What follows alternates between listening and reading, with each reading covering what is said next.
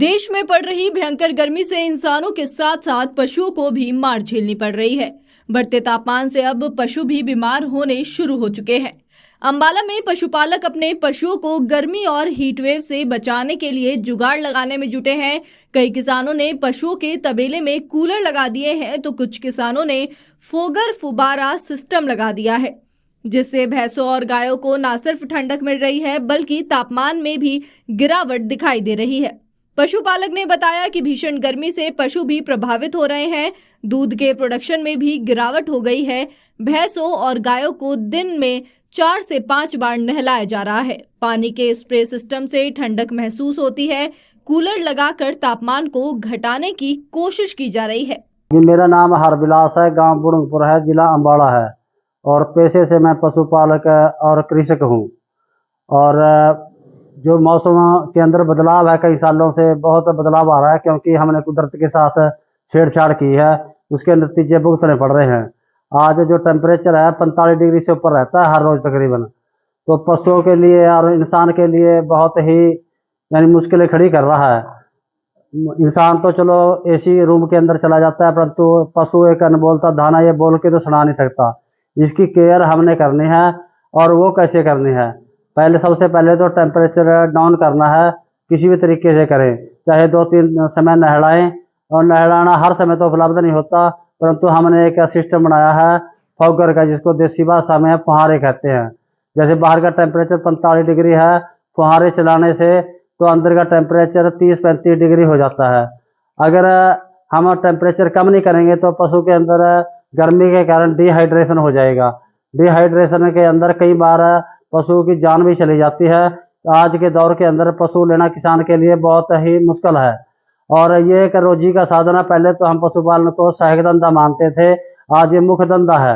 तो गर्मी से बचाने के लिए सबसे पहले तो हमने फॉगर लगाए और नहलाना। दूसरा, फीड के अंदर बदलाव, जो फीड के अंदर प्रोटीन के सोर्स है खड़े हैं, उनकी मात्रा बढ़ाई है हमने।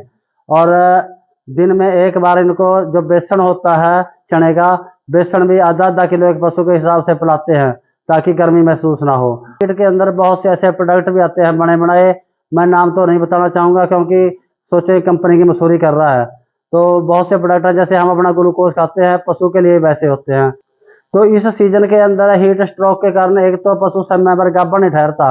अगर गाभा नहीं ठहरता तो लंबे समय तक प्रोडक्शन मिलने का प्रोडक्शन भी टूट जाएगी, क्योंकि बार बार हीट स्ट्रेस में रहेगा। और अगर आप हीट स्ट्रेस से बचाएंगे तो साल के अंदर बच्चा देगा। और जो आज के दौर के अंदर अगर आप उसका मेंटेनेंस बढ़िया रखेंगे तो समय पर गाभन होकर साल के अंदर बच्चा देगा, तो उस समय बेचेगा जब उसकी मार्केट के अंदर ज्यादा रेट होगा। आमतौर पर किसान के पशु उस समय बेचते हैं जब मार्केट के अंदर रेट नहीं होता। पशु की अपनी मर्जी नहीं चलनी चाहिए, क्योंकि किसान की मर्जी चलनी चाहिए, वो वातावरण दोस्त को जो हम लेते हैं। टेम्परेचर में तकरीबन 25% का फर्क पड़ता है। हम आधो हाथ तो नहीं कह सकते, जैसे बाहर का 45 डिग्री है, अंदर का 30 डिग्री हो जाता है।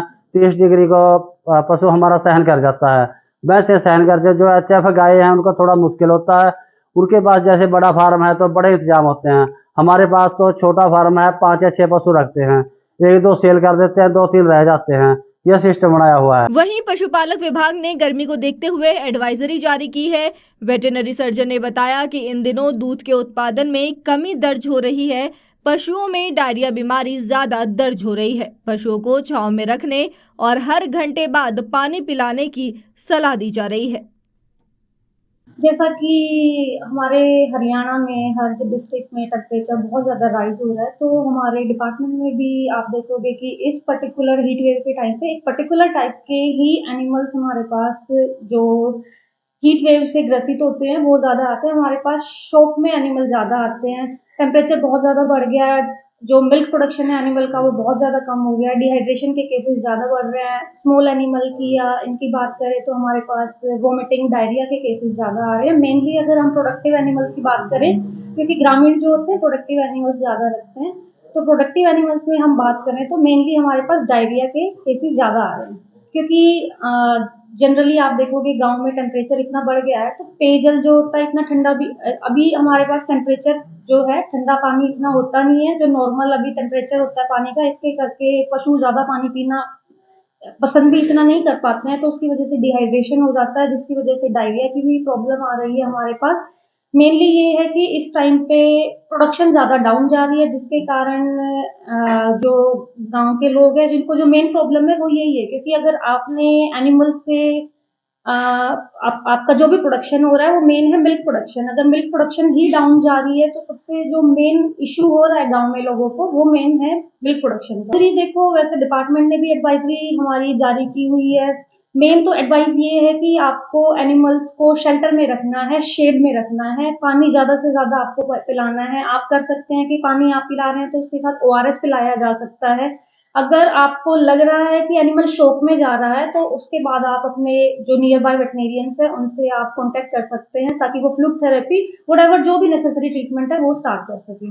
बट मेनली एक चीज़ है कि आपको पानी कंटिन्यूएशन में रखना है और शेड में रखना है। इवन जो हमारे डिपार्टमेंट के द्वारा पिछले वर्षों में भी कुछ ट्रफ्स बनाए गए थे, वाटर ट्रफ्स बनाए गए थे हर गाँव में, वो भी हैं, और एडवाइजरी भी जारी की गई है हर सरपंचों को कि जो ट्रफ्स बनाए गए हैं, उनमें पानी हो, चाहे स्ट्रे एनिमल हो या फिर दूसरे भी एनिमल हो, सब उसमें पानी पी सकते हैं।